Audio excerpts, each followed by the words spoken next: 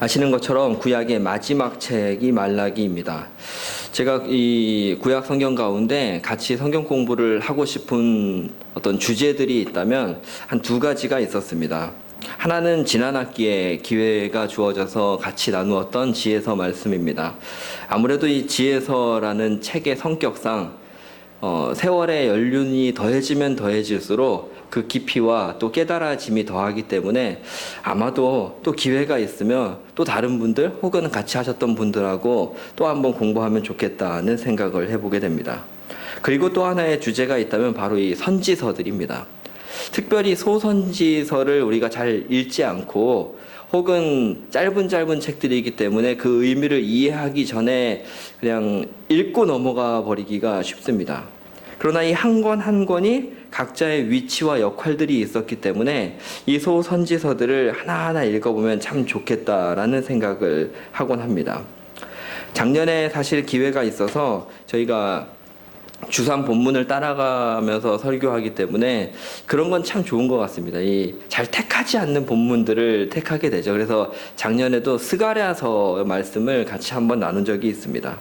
학개와 스가랴가 동시대 선지자죠.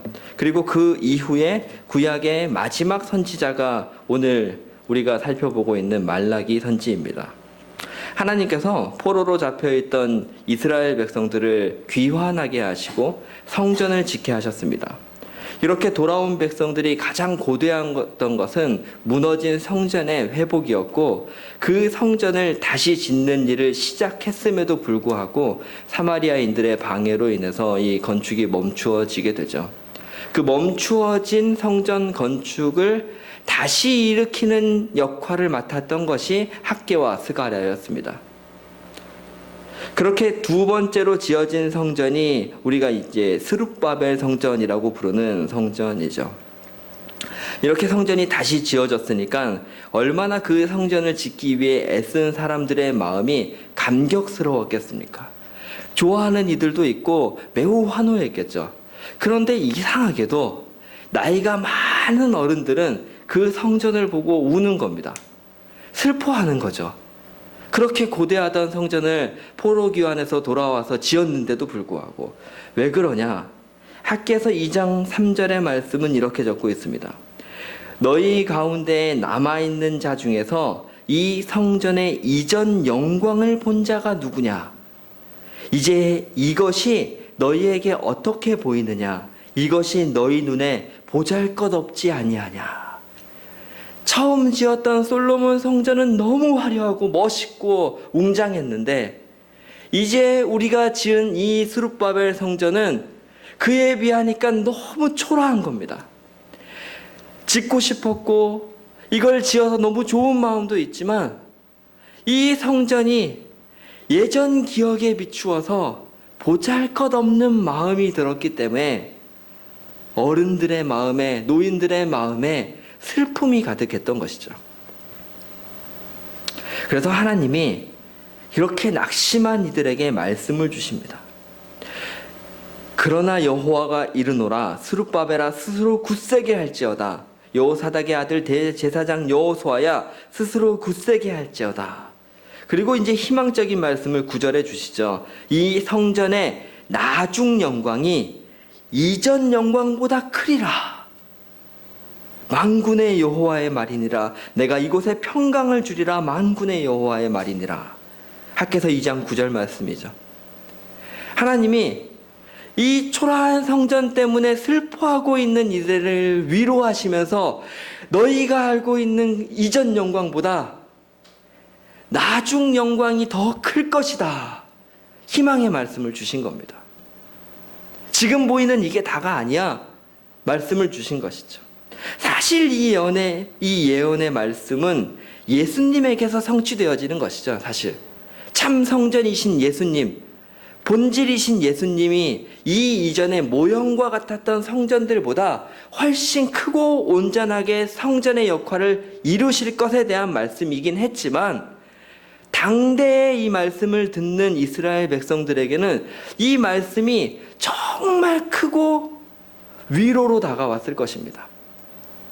그런데 문제는 그렇게 학개와 스가랴가 말씀을 주었음에도 불구하고 그 이후로부터 말라기 선지의 시대까지 학자마다 시간은 다 다르게 추정하지만 대략 한 70여 년의 시간이 지났는데 아무런 변화가 일어나지 않은 겁니다. 이제 이 성전이 지어지고 우리는 실망했지만 하나님이 더 큰 영광을 주시겠다고 했으니까 다윗의 영광이 솔로몬의 부귀가 우리한테 다시금 일어나지 않겠느냐 희망하였지만 아무런 변화가 일어나지 않은 거죠. 여전히 핍박받고 있고 여전히 생활은 어렵고 주변에 달라지는 아무런 변화가 일어나지 않고 있는 겁니다. 한 해 두 해는 버텼겠죠. 근데 그 시간이 몇십 년이 쌓이고 있는 겁니다. 그런 배경 하에서 오늘 이 말라기의 말씀은 주어진 거죠. 처음에 하나님의 말씀이 그렇게 주어졌을 때는 기대했겠죠. 그런데 몇 년이 지나니까 실망했겠습니다. 그리고 몇십 년이 지나니까 원망하지 않았겠습니까?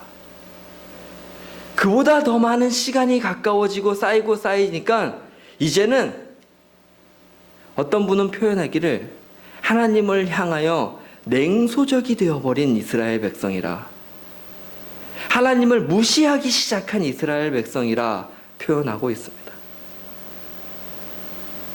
그래서 하나님은 말씀을 선포하셨습니다. 말라기를 통하여서 이스라엘 백성에게 말씀하신 경고라, 무거운 말씀을 전하신 거죠. 무슨 말씀을 시작하셨나 보니까 여호와께서 이르시되 내가 너희를 사랑하였노라, 이렇게 말씀하십니다. 히브리어는 시제가 딱 두 가지입니다. 완료와 미완료. 완료로 쓰이면 이미 이제 끝난 일이죠. 근데 미완료면 했었고 하고 있고 앞으로도 하는 일이 미완료입니다. 근데 이 사랑하였노라는 미완료예요. 하나님이 지금 이제 개역 개정에 이게 끝난 것처럼 표현했지만 나는 너희를 사랑했고 지금도 사랑하고 있고 계속 사랑하는 하나님이야 라고 얘기하는 겁니다. 근데 이스라엘 백성의 대답이 뭐라고 얘기하냐면 너희는 이르기를 주께서 어떻게 우리를 사랑하셨나이까? 하나님 저희 사랑한 거 맞아요?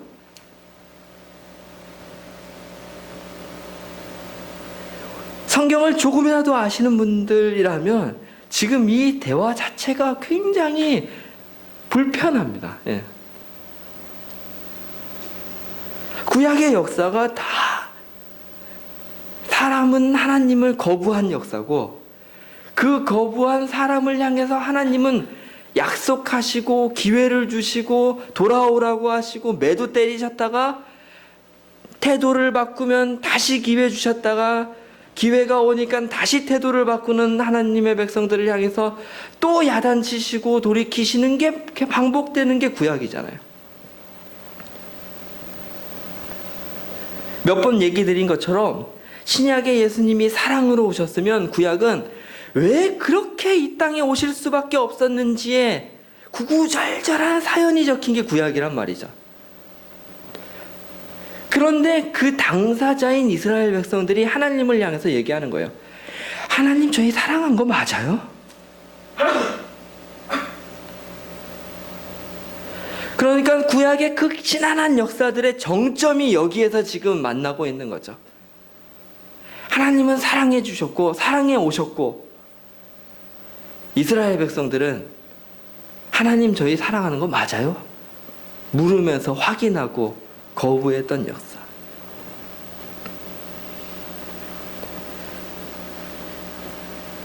저희 같으면 그것도 모르냐 하고 돌아서 버리고 싶지만 하나님은 설명하기 시작합니다. 예. 내가 너희를 어떻게 사랑했냐 하면 에서는 야곱의 형이 아니냐. 그러나 내가 야곱을 사랑했다. 그리고 3절 말씀 보면 에서는 미워하였으며 그의 산들을 황폐하게 하였고 그의 산업을 광야의 이리들에게 넘겼다. 하나님 사랑하냐고 물었더니 갑자기 무슨 얘기 하시는 거예요 싶지만 하나님이 알려주는 거죠. 에서를 미워한 게 내 사랑의 증거였어. 무슨 얘기냐? 에서가 야곱의 형이지 않습니까? 근데 야곱을 하나님이 택해서 12지파 삼으시고 이스라엘 백성을 세우셨는데 그 이후로 에서의 후손들은 야곱의 후손의 가장 큰 적이었단 말이죠. 나중에 이스라엘이 무너질 때도 바벨론을 끌고 앞잡이했던 게 에돔이었단 말이죠.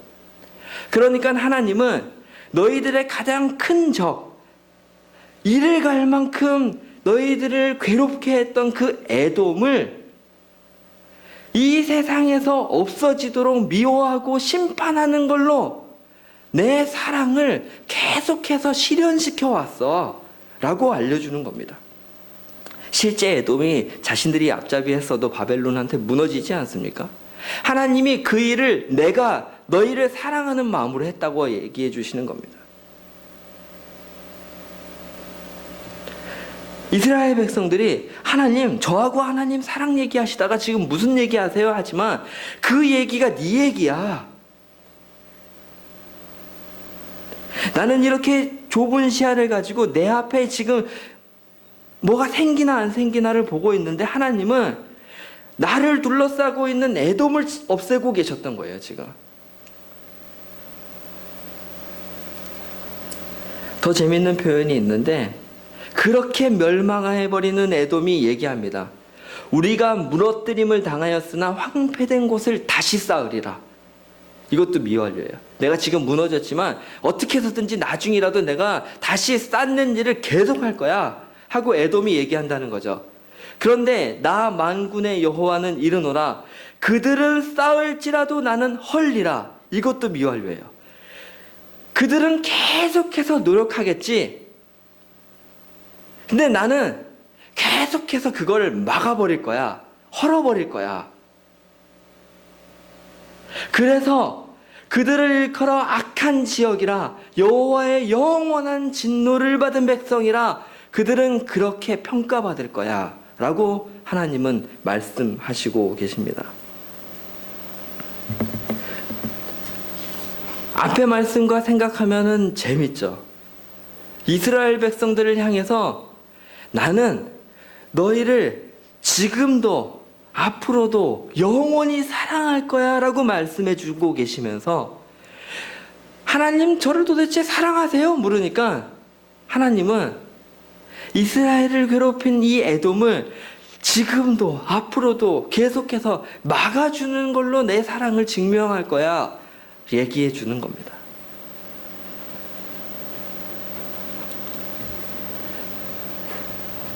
우리가 기도를 하고 하나님께 바람이 있어서 간절히 하나님한테 어떤 구함이 있을 때가 있습니다. 그런데 그 말씀의 뜻도 모르겠고 정작 실제적으로 내 앞에서 변화는 일어나지 않고 우리 수준에서 보기에 도대체 하나님은 어디 계시는 거야 싶은 때가 있는 것이죠. 그런데 이 말씀의 본문처럼 하나님은 지금 에돔을 치우고 계십니다. 여전히 사랑을 증명해 주고 계시는 거죠. 내 삶의 그 문제와 위협과 상황을 보느라 갇혀있는 내 시선을 넘어서서 그 모든 위협으로부터 나를 지키고 계신 하나님은 안 보이는 거죠. 저도 그런 기도할 때가 있거든요. 하나님, 저는 정말 이건 싫거든요. 제가 이 상황은 저한테 안 왔으면 좋겠어요. 그런데 하나님 보시기에 그래, 내가 그거 싫은 거 알아. 싫지, 힘들겠지. 근데 그게 너한테 최선이야 싶은 상황이 있는 거죠. 근데 그게 싫은 건 알겠지만 너한테 유익해 하는 상황이 있는 겁니다. 필요하다고 말씀하실 상황이 있는 거죠. 5절의 말씀이 너희는 눈으로 보고 이르기를 여호와께서는 이스라엘 지역 밖에서도 크시다 하리라. 눈을 좀 들어서 크게 보면 나는 여기를 보고 있느라 하나님이 지금 계시는지 안 계시는지, 나 사랑하는지 안 사랑하는지 지금 안 보였는데 멀찌감치 뒤에서 보니까 하나님의 일하심이 곳곳에서 있더라는 얘기죠.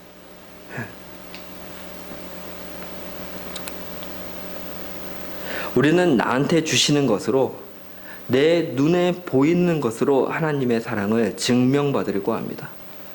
하지만 그보다 크신 하나님, 내가 예측하지 못하는 수준의 하나님을 인정할 수 있어야겠습니다.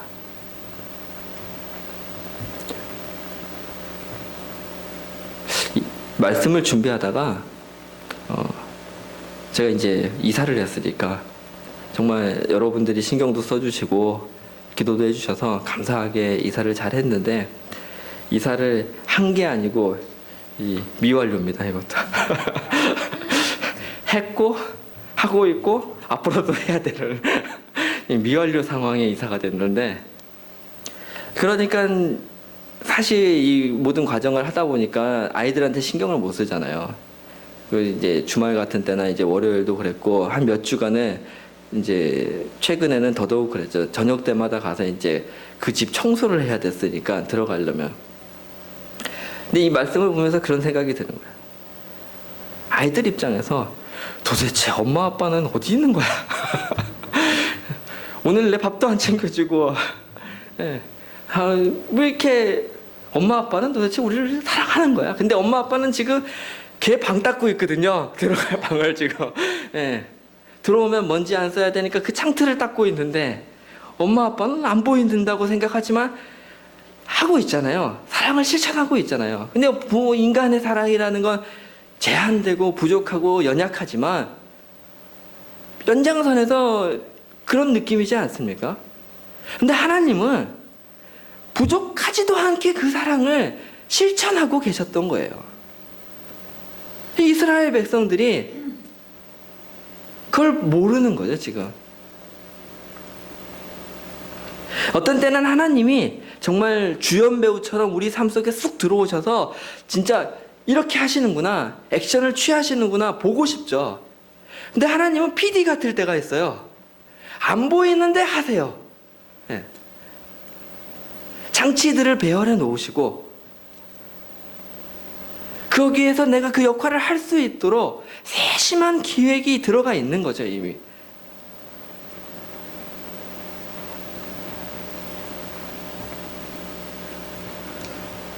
그런 의미에서 볼 때 하나님과 이스라엘 백성과의 이 대화는 어떤 의미에서는 기가 막힙니다. 또 뭐가 더 기가 막히냐면, 이스라엘 백성들이 그렇게 말했던 거에 대해서 하나님이 지금 기억하고 계시다는 거예요. 너는 내가 너희 사랑 안 했다고 자꾸 얘기하는구나. 6절부터 보면 하나님이 무서우리만큼 기억하십니다. 구체적으로 이스라엘 백성들의 모습을 얘기하시는데, 그 가운데서도 특별히 제사장, 하나님의 성전의 역할을, 직임을 더 중요하게 맡아야 될 이들에게 더 포커스를 많이 맞춰서 얘기하십니다. 6절 말씀은 한번 같이 읽어보도록 하겠습니다. 시작. 내 이름을 멸시하는 제사장들아, 나 만군의 여호와가 너희에게 이르기를, 아들은 그 아버지를, 종은 그 주인을 공경하나니 내가 아버지일진데 나를 공경함이 어디 있느냐. 내가 주인일진데 나를 두려워함이 어디 있느냐 하나, 너희는 이르기를 우리가 어떻게 주의 이름을 멸시하였나이까 하는도다. 네. 사실 이 첫 구절부터가 기가 막힙니다. 내 이름을 멸시하는 제사장들아. 제사장의 기본 역할이 뭡니까? 하나님을 무시하는 성도들아. 말이 안 되는 거죠, 사실. 하나님을 높이고 하나님 앞에 나아가는 것, 하나님께 영광 돌리는 게 제사장의 역할인데, 지금 하나님은 내 이름을 멸시하는 제사장이라고 합니다. 도대체 너희한테 나를 향한 그런 마음이 없다는 것이죠. 그리고 7절과 8절의 말씀을 계속해서 보면 더러운 제물을 드리고, 그러면서도 뭐라고 하냐면 우리가 어떻게 주를 더럽게 하였습니까? 저희가 그렇게 했습니까? 라고 얘기하는 거죠. 워낙에 안 씻는 사람은 깨끗하고 더럽고에 대한 감각이 없지 않습니까? 지금 이스라엘 백성들은 감각 자체를 잃어버린 상황입니다. 그래서 이게 잘못인지 내가 뭘 제대로 한 건지 안 한 건지도 모르고 뻔뻔해지기까지 해버린 거죠.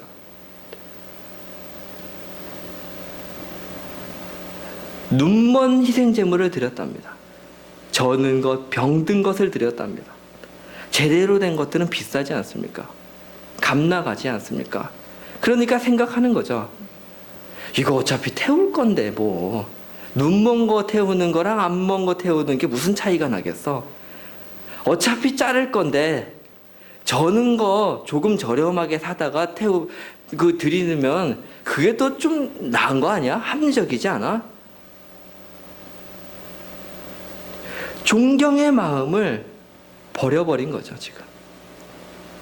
사실 사람과 사람 사이에서도 카드 한 장을 받아도 그 카드 한 장에 이분이 정성을 담아서 주셨구나라는 게 느껴지는 게 사람 사이의 관계입니다. 그런데 하나님한테 이렇게 올려드린 거예요. 이 같은 태도를 취하니까 하나님이 뭐라고 얘기하십니까? 나 만군의 여호와가 이르노라 너희는 나 하나님께 은혜를 구하면서 그러면서도 너희는 은혜는 구한다. 우리를 불쌍히 여기소서 하여 보라. 너희가 이같이 행하였으니 내가 너희 중 하나인들 받겠느냐. 근데 이렇게 생각하면 안 돼요. 너네 그렇게 했으니까 나 너네 안 줄 거야. 그렇게 행동해? 니네가 받나 봐. 이 수준의 말씀은 아니세요. 뭔가 행위를 하니까 그 행위의 결과로 하나님이 답해 주시는 건 아니잖아요. 거기에 담겨 있는 마음, 중심, 하나님은 중심을 보시니까 그 행위를 하는 이유 때문에 그런 거예요. 그러니까 레위기 같은 데 보면 너희 재물의 수준이 안 되면 그냥 비둘기 잡아. 거기에 정성을 담아 이렇게 말씀하시잖아요. 그것도 없으면 밀가루 빻아서 드리면 돼. 말씀하시지 않습니까? 지금 지적하시는 건 그런 모습으로 드러난 그 이스라엘 백성들의 중심이라는 거죠. 제가 예전에 교회 다닐 때 그 권사님 가운데 한 분이 이게 내 일이라고 생각하시면서 놓치지 않으시려고 하신 일이 있었어요. 그게 뭐였냐면 강대상에 목사님 물 떠오는 일이었습니다. 근데 이제 제가 있었던 교회는 단이 높았어요. 이렇게 예전 교회들 보면 이렇게 목사님이 이렇게 단 높은 데서 설교하시는 교회 있잖아요. 그래서 저희는 정말 그 분위기가 좀 엄했거든요. 그래서 교 아래서는 항상 신발 벗고 다 이렇게 해서 올라오고 이렇게 하는 교회였는데 나이가 연세가 그때도 한 70 넘으셨었어요. 이 일이 내가 축복받는 통로를 하는 거예요. 이건 절대 다른 사람이 권사님 힘드시니까 거기 올라가야 되잖아요. 근데 저희 또 본당이 지하였어요. 엘리베이터도 없는데. 그러면은 지하 한 2층 깊이를 내려가고 또 강대상 이렇게 올라가고 그거를 물 한 잔 갖고 이렇게 하신다는 게 어려우니까 이제 다른 사람이 하고 싶어도 한번 큰일 나는 일이에요. 이건 권사님의 축복을 뺏는 일인 거죠. 그러면 권사님이 하나 이걸 하셨습니다. 매 설교 시간마다. 그리고 제가 이제 교회에 나오고 나서 이제 얼마 전에 작년에 갔으니까 한 7년 만에 갔는데 이제 80 다 되셨는데 아직도 그걸 하고 계세요. 제가 보기에는 그거 하시기 위해 건강도 관리하시고 그거 하시기 위해 뭐 하시는 거예요. 근데 정말 냉정하게 생각하면 그 물 뜨면 하나님이 축복 주시고 그 물 안 뜨면 하나님 축복 안 주시겠습니까? 이제 겉으로 드러난 이건 형식이죠. 근데 저는 축복 주신다고 봐요. 왜 그러냐면 그 일을 하시는 마음이 있잖아요. 중심. 여기에 포인트가 있는 거죠. 예전 저희 철학 기도할 때는 항상 무릎을 꿇고 했습니다. 그래서 이렇게 장의자였어도 철학 기도 시작하고 불 끄면 다 서로를 등지고 하는 분위기죠. 예. 등져야 무릎을 꿇을 수 있으니까 서로 이렇게 등지잖아요. 양쪽으로. 그리고 어느 정도 이제 세월이 지나고 보니까 그 식당 가도 사실 이제 신발 벗고 들어가는 식당 없어지는 것처럼 그런 분위기가 잘 없어지지 않습니까? 근데 이제 그런 생각은 드는 거예요. 내가 무릎 안 꿇는 건 상관없는데 무릎 꿇을 수 있었던 마음도 버리는 거 아닌가? 그러니까 뭔가를 할 때 고수가 돼야 형식을 버리고 이제 본질을 잡으면서 딴 걸 해야 되는데 그 정도 수준은 안 됐으면서 내가 형식을 자꾸 버리고 태도는 버려버린 다음에 지금 본문에서 말씀하고 있는 것처럼 하나님 저희가 뭘 좀 소홀히 했죠? 할 건 다 했는데요. 그런 의미에서 지금 하나님이 너희가 이같이 행하였으니 너희가 하나의 인들 받겠느냐 얘기하시는 겁니다.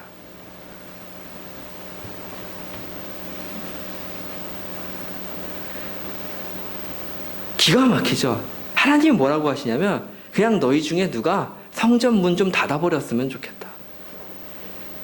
예배 안 드려버렸으면 좋겠어. 내가는 못하겠고 너희 중에 누가 난장이라도 펴서 뭐 잘못해서 그 마음 제대로 안 담긴 그 모습 나 안 보고 싶어 얘기하는 겁니다.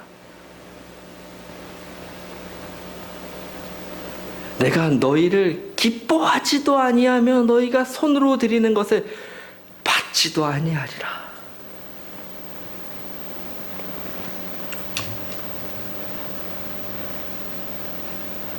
이해가 되십니까? 이 상황이 지금. 더 무서운 건 하나님이 이걸 자꾸 지금 기억하고 계시다는 거예요. 지금 보고 계시다는 거죠.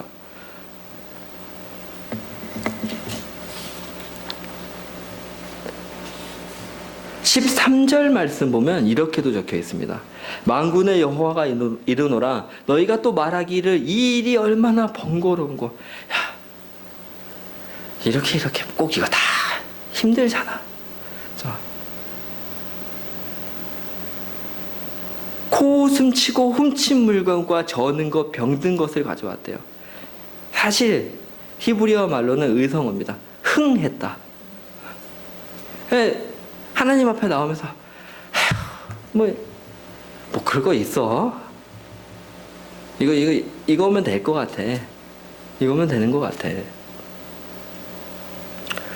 너희가 이같이 봉헌물을 가져오니 내가 그것을 너희 손에서 받겠느냐. 절대 오해하면 안 돼요. 그거 안 가져와서 하나님 삐진 게 아니에요, 지금. 이 일이 지금 하나님의 목전에서 하나님의 기억 속에 하나님이 보시는 상황들 속에 이스라엘 백성에게서 계속 일어나고 있는 일인 거죠, 지금.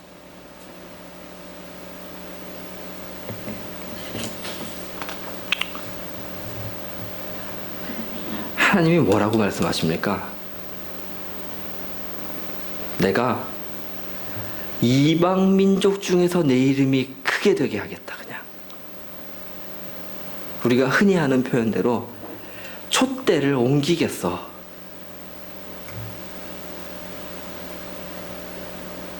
사절 말씀에도 그렇게 얘기하시죠.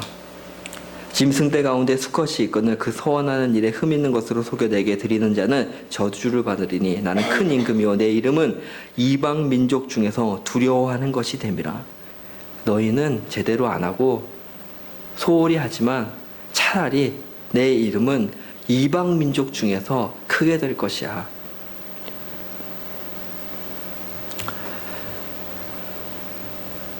말라기서의 말씀은 이런 맥락에서 시작하고 있습니다. 어떤 의미에서는 기가 막히고 어떤 의미에서는 저의 모습이 담겨 있기도 합니다. 또 어떤 의미에서는 우리가 핑계대고 우리가 취했던 모습이 담겨 있기도 하는 것 같습니다. 그렇게 하나님은 이 질타와 대화를 이어가십니다. 이 다음 주에 말라기 말씀을 주산 본문을 통해서 성도님들께서 좀 읽으시면서 묵상하시고 그 말씀 속에 하나님이 내게 주시는 마음은 또 무엇일지를 좀 살펴보셨으면 좋겠습니다. 그리고 물론 말라기의 말씀이 우리한테 어떤 매듭지어지지 않는 결론으로 주어집니다. 그리고 400년의 시간이 흘러가 버리죠. 말씀드린 것처럼 다다음 주에 말라기서 말씀을 좀 더 이어보면서 그렇게 주신 하나님의 말씀과 또 심정, 또 이스라엘 백성에 빗대어서 우리의 태도는 또 어떠해야 하는지를 이어서 좀 살펴보도록 하겠습니다. 우리가 오늘 살펴본 말씀을 통해서 잠시 기도하였으면 좋겠습니다. 제목을 제가 오늘 이렇게 삼았었습니다. 내가 너희를 사랑하였느니라. 여기에서 우리가 흔들리지 않았으면 좋겠습니다. 내가 보이는 모습이 아니고, 내게 주어진 모습과 환경이 아니고, 내가 느끼는 것이 아니고, 그보다 크고 더 깊이 사랑하시는 하나님, 그 하나님의 사랑을 내가 확신하며 흔들림 없이 오늘도 살게 하여 주시옵소서. 말라기의 말씀을 빗대어 생각해 봅니다. 이스라엘 백성들의 연약함, 또 하나님 앞에 잘못하였던 모습들, 중심을 잃어버린 그 심정들, 또한 저의 모습, 우리의 모습이 아니었는지 돌아봅니다. 나를 돌아보고 하나님의 사랑을 고백하며 같이 이 시간에 기도드리겠습니다.